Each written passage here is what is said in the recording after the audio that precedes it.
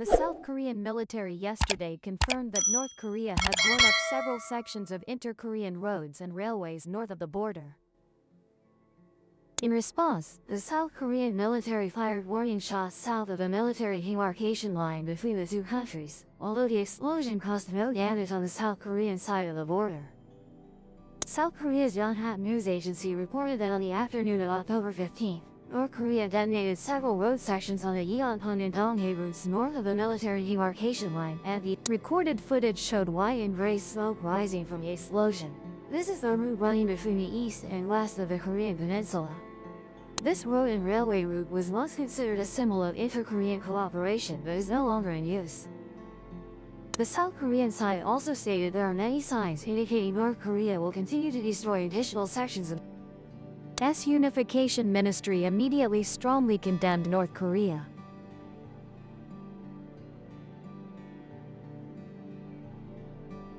The South Korean Joint Chiefs of Staff has requested military units to closely monitor Pyongyang's movements and be prepared with responsive firepower. North Korean leader Kim Jong-un on October 14th convened the National Security Council, heard reports about plans to counter South Korean activities, which affirmed the right to self-defense and considered military retaliation. On October 13th, North Korea announced it had ordered artillery units near the South Korean border to be ready to open fire and emphasize if drones carrying anti-Pyongyang materials continue to infiltrate the country's territory, it would be a declaration of war. In your opinion, based on these developments, what is the percentage likelihood of nuclear war occurring? When will this war end? What are the underlying reasons why these two countries sharing the same peninsula cannot coexist? Let's look back at history to predict the future. In 1895, Japan invaded Korea and by 1910 turned it into a colony.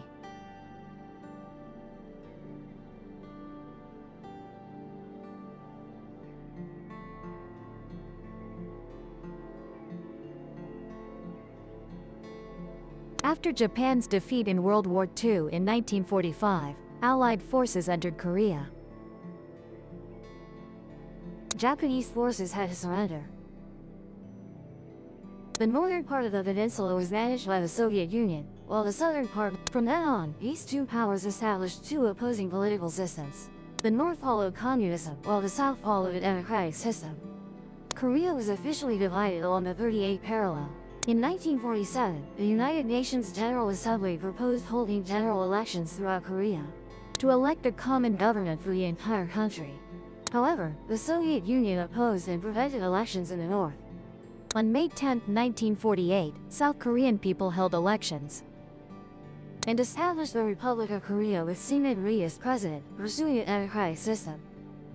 On September 9, the North declared the establishment of the Democratic People's Republic of Korea under the leadership of Kim Il-sung. Both governments claimed to be legitimate over the entire territory, leading to numerous military clashes along the border from 1948 to 1950. In 1949, the United States withdrew most of its forces from South Korea and declared that, from 1950, Korea would no longer be within the defense perimeter of American forces in Asia. This made North Korea believe the military opportunity had arrived. The war broke out and the advantage leaned for the northern forces, as they had 135,000 soldiers with combat for China and the Soviet Union in World War II. North Korea was also equipped with aircraft, artillery, and while South Korea had 95,000 troops that was severely lacking in equipment, especially armored vehicles. This made the South unable to withstand the fierce attacks from the North right from the early stages of the war. When the conflict reached its peak, North Korea had up to 260,000, and China dispatched an additional 780,000 soldiers. South Korea, under the United Nations flag, assembled 1,110,000 soldiers, including 590,000 South Korean troops, 480,000 from the United States, and 39,000 from allied countries like Australia, Belgium, Canada, France, Britain, Thailand, and Turkey. On the day the war broke out, the United Nations Security demanding communist forces withdraw to the 38th parallel. Although the Soviet Union had the right to veto, they boycotted the meeting because they opposed China no longer being a member of the Council. Therefore, the resolution was passed without instruction from the Soviet Union. Ignoring the United Nations request, the North Korean military continues to advance further into the south, and by June 27, they were approaching the outskirts of the capital, Hansan, present-day Seoul. At this point, the U.S. government was ready to respond. In just 24 hours, President Harry Truman reaffirmed the containment doctrine. The Communist Wave applied to both Asia and Europe. Demand the Communist Army to immediately halt its advance. President Truman ordered the 7th Fleet to patrol the waters between mainland China and Taiwan. Increase aid to France in the war against the Vietnam in Indochina. He also directed General Douglas MacArthur to send aid to South Korea, and sent a protest resolution to the United Nations Security Council. When the U.S. Air Force and Navy arrived at the Korean Peninsula, the U.S. infantry forces began their operation on June 3rd, while American planes continuously bombed to slow the advance of North Korean forces. The United Nations called on member states to support South Korea, and the United States Congress supported President Truman's action and the United Nations policy, although not officially declaring war on North. On July 1st, part of the U.S. 24th Infantry Regiment was airlifted to the city of Busan, located at the southern tip of the Korean Peninsula. The next day, these forces moved to the combat area near Daejeon, about 121 kilometers from Seoul. In turn, the armed forces of the United Nations member states should also support South Korea. On July 5th, the U.S. military had an encounter with North Korean troops at Osan, 48 kilometers from Seoul, after Seoul had been captured by the Northern Army. On July 8th, President Truman appointed General Douglas MacArthur, Commander-in-Chief of the United Nations Command, after being approved by the United Nations Security Council. He commanded the forces from South Korea, the United States, and other allied countries from his headquarters in Tokyo, Japan. An important step in the war was the battles of the Busan Peninsula. This is an important defense line in the southeast corner of Korea. It stretches from the city of Pohang on the coast, through Daegu, and down to Busan, with the Nakdong River serving as the natural boundary. North Korea lost about 58,000 soldiers and many weapons when entering this area. Although North Korea attempted to attack them, General MacArthur used reserve forces to protect important positions. In the air, American planes continuously bombed North Korea, while American tanks and artillery were deployed to Busan to reinforce this defensive. Under increasing pressure from the Allied forces, the North Korean army launched a general offensive across the Nakdong River on In mid-September 1950, the Incheon landing and its bold tactics completely changed the course of the war. The U.S. 10th Corps. The U.S. 10th Corps. The U.S. 10th Corps. The U.S. 10th Corps. The U.S. 10th Corps. The U.S. 10th Corps. The U.S. 10th Corps. The U.S. 10th Corps. The Duger Army deserted the home state.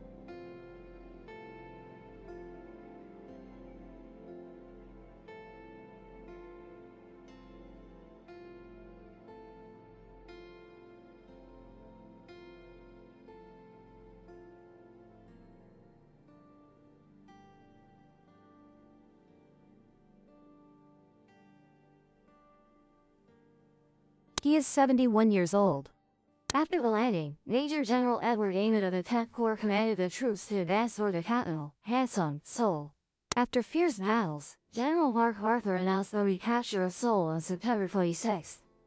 Simultaneously, General Walter's forces, having captured Daejeon, launched strong attacks, causing heavy losses to North Korean troops. On September 28, the two Allied forces met near Seoul. General MacArthur issued an ultimatum demanding North Korea's surrender, but the opposing side refused.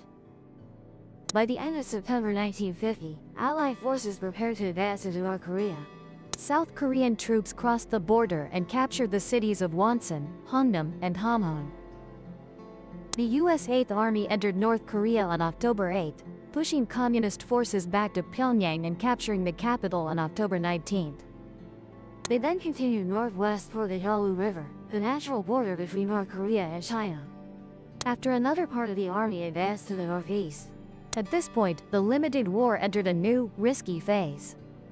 The Allied forces' deep advance into North Korean territory could provoke retaliation from the Soviet Union and Europe. On September 12, U.S. Secretary of State Deanna Erickson proposed strengthening NATO and rearming West Germany. By December 1950, General Dwight Eisenhower was appointed as the supreme commander of NATO allied forces. On October 10th, China warned that it would intervene in the conflict if allied forces approached the border. However, General Mark Arthur, wanting to end the war before winter, ordered increased pressure. In late October, President Truman met General Mark Arthur on Wake Island, and Mark Arthur convinced the president that there was no risk of major intervention from China. Nevertheless, China viewed U.S. Navy activities in the Taiwan Strait and the advance near the border as actions against them. On October 25th, U.S. troops clashed with Chinese forces at Changzhen, Chosin, and Ongjiang near Puxin. The fighting lasted until Chinese forces unexpectedly withdrew on November 6th, and U.S. forces also retreated to reorganize. At this time, General Mark Arthur and U.S. intelligence underestimated the strength and resilience of Chinese forces. Allied forces controlled the skies over Korea, with warships patrolling the coast unopposed, and Mark Arthur believed U.S. forces were superior to Communist forces. He also thought the U.S. Air Force could prevent Chinese forces from crossing the border. Political leaders in Washington agreed with this assessment, believing the war would end by Christmas 1950. General Mark Arthur ordered the advance to continue on November 24, hoping to end the conflict quickly. The hope for a swift end to the war quickly faded as China deployed over 300,000 troops to fight the Allies on November 26 and 27, 1950. This massive force inflicted heavy losses on the Allies, targeting the two main forces, the 10th Corps in the east and the 8th Army in the west. Faced with the Communist forces' strength, the Allied forces began a retreat. On December 8, 20,000 U.S. troops, including Marines and infantry, were surrounded by Chinese forces and forced to retreat to the port of Hundam. On the Western Front, Communist forces advanced deep into South Korea, capturing Koranpo, only 45 kilometers from the capital Seoul. During the retreat, the Army commander died in a car accident, and Lieutenant General Matthew Ridgway was appointed commander of the 8th Army on December 27. China's intervention in the Korean War had multiple reasons.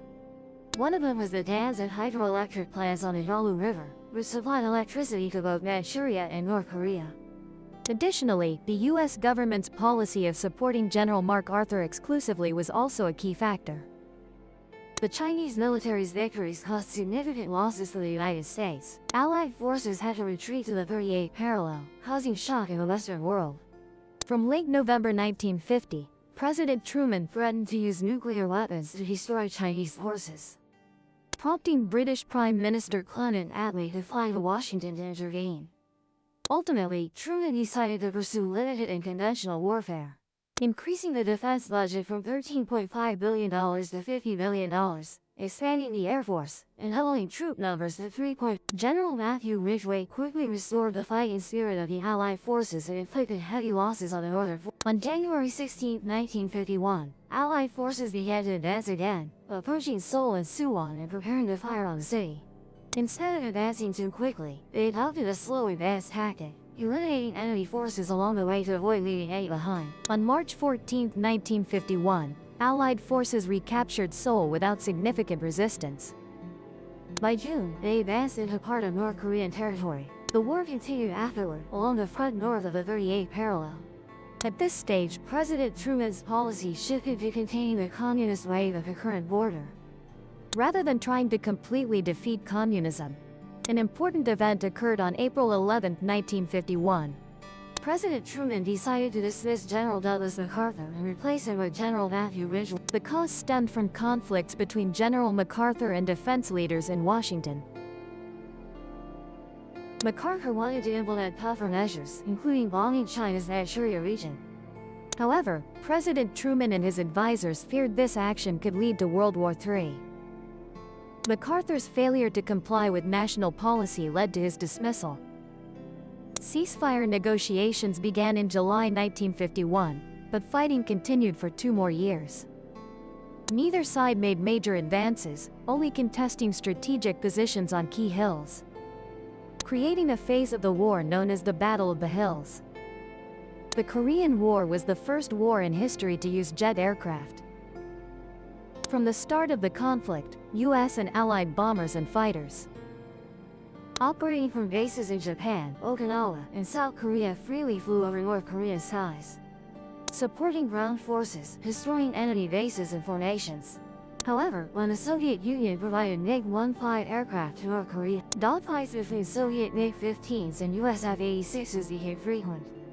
These confrontations occurred over North Korean territory because Allied aircraft were restricted from and MiG-15s rarely flew south of the 38th parallel.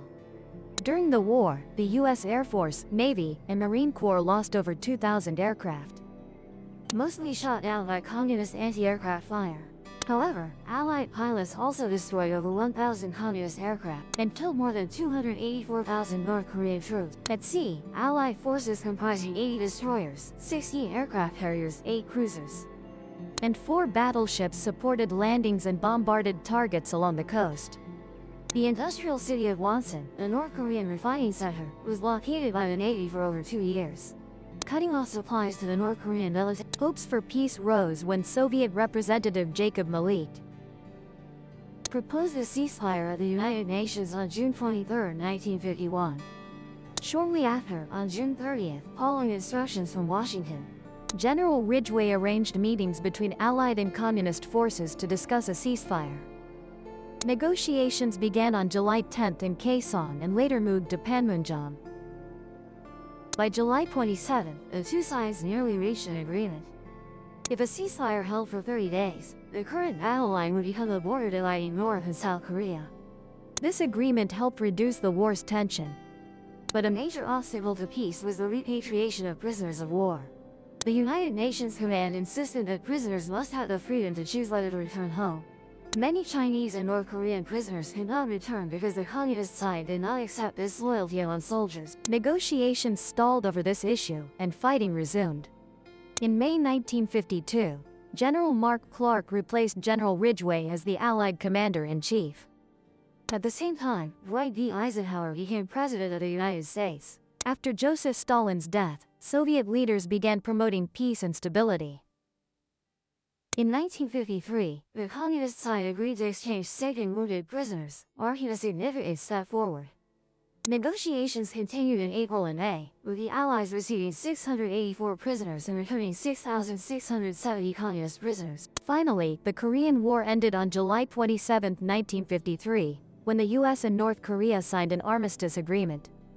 However, no permanent peace agreement was reached between North and South Korea, and US troops remained stationed in South Korea to prevent renewed conflict.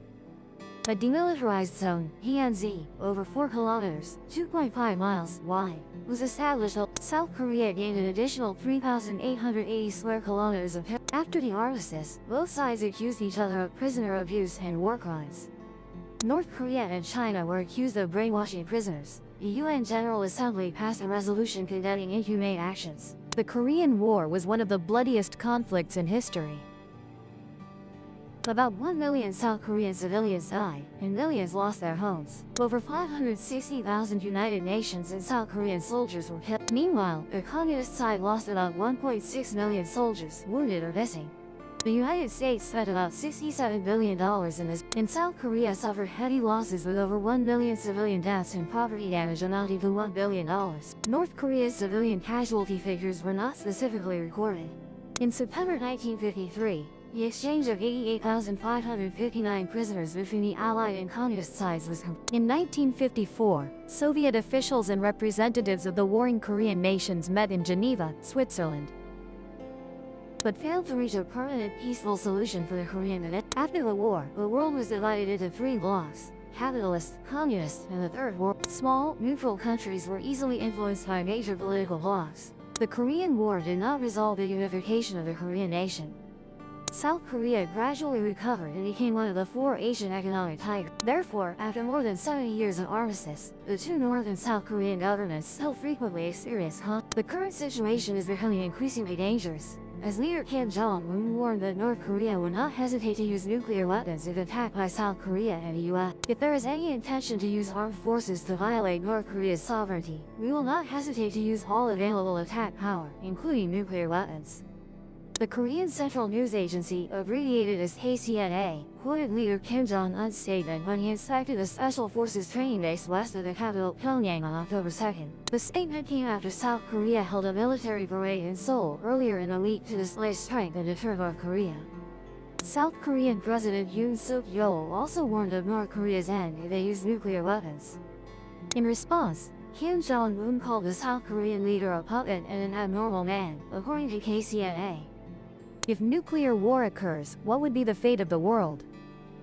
Hopefully, leaders are sober enough to adopt the most peaceful measures.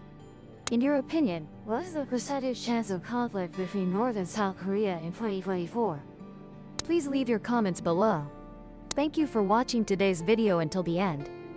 Don't forget to subscribe to the channel_archives channel and turn on notifications to join us. And now, goodbye and see you again.